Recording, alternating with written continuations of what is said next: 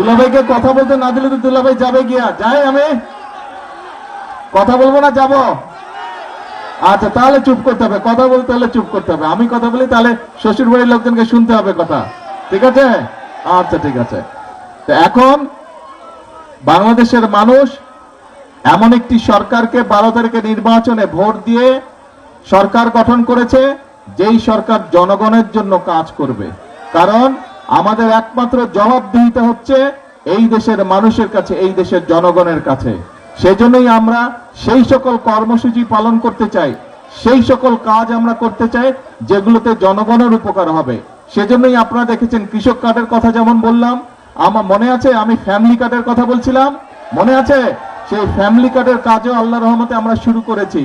অনেকে হয়তো বলতে পারেন আমাদের এলাকায় তো এখনো পায়নি, ইনশাল্লাহ আপনাদের এলাকায় তো সবাই পাবে, যারা যারা ফ্যামিলি কার্ড পাবার। একটু সময় লাগবে, কিন্তু আমরা চেষ্টা করবো ইনশাল্লাহ আগামী 5 বছরে সারা দেশের নারীদেরকে, মাদের কাছে এই ফ্যামিলি কার্ড পৌঁছে দিবার। আমরা আপনাদেরকে বলেছিলাম যে ইমাম সাহেব যারা আছে, মুয়াজ্জিম সাহেব যারা আছে, বা অন্য ধর্মের ধর্মীয় গুরু যারা আছে, তাদের জন্য আমরা সম্মানের ব্যবস্থা করব। সেটার কাজও কিন্তু আমরা শুরু করেছি, সেই কাজটাও শুরু করেছি। আমরা যে সকল প্রতিশ্রুতি দিয়েছিলাম, খাল কাটার কথা বলেছিলাম, খাল কাটার কাজও আমরা শুরু করেছি। কাজেই এখন আমাদের কাজ হচ্ছে কথা কম কাজ বেশি। এখন কাজ হচ্ছে দেশ গড়ার কাজ করতে হবে। আমরা বলেছিলাম এই একটু আগে এই সিলেট সিটি কর্পোরেশনে একটা অনুষ্ঠান ছিল, সেখানে কয়েকজন বক্তা বলেছে এই সিলেট জেলাতে বা সিলেট এলাকাতে, সামগ্রিকভাবে সিলেট বিভাগে মিল কারখানার সংখ্যা কম, ফলে অনেক যুবক ছেলে বেকার হয়ে পড়ে আছে। আমরা নির্বাচনের আগে বলেছিলাম যে দেশে যে সকল কলকারখানা বন্ধ আছে, বিএনপি সরকার গঠন করলে এই কলকারখানাগুলো আমরা চালু করব।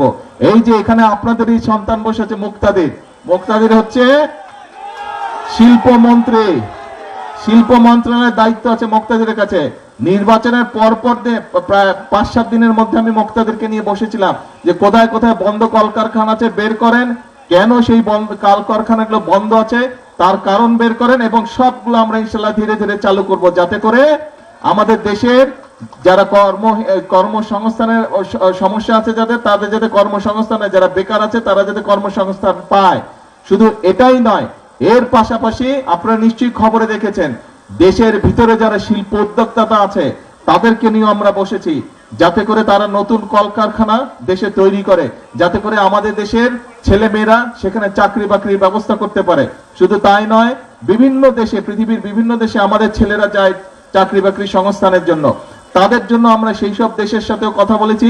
দেশের বিভিন্ন জায়গায় আগে বিদেশে যে মানুষ যেত, সেইগুলা জায়গা বন্ধ আছে, সেই সব দেশের সাথে আমরা কথা বলেছি, সেগুলাও ইনশাল্লাহ আমরা চালু করার ব্যবস্থা করছি। অতি দ্রুত সেই সব দেশেও মানুষ যাওয়া আবার শুরু করবে।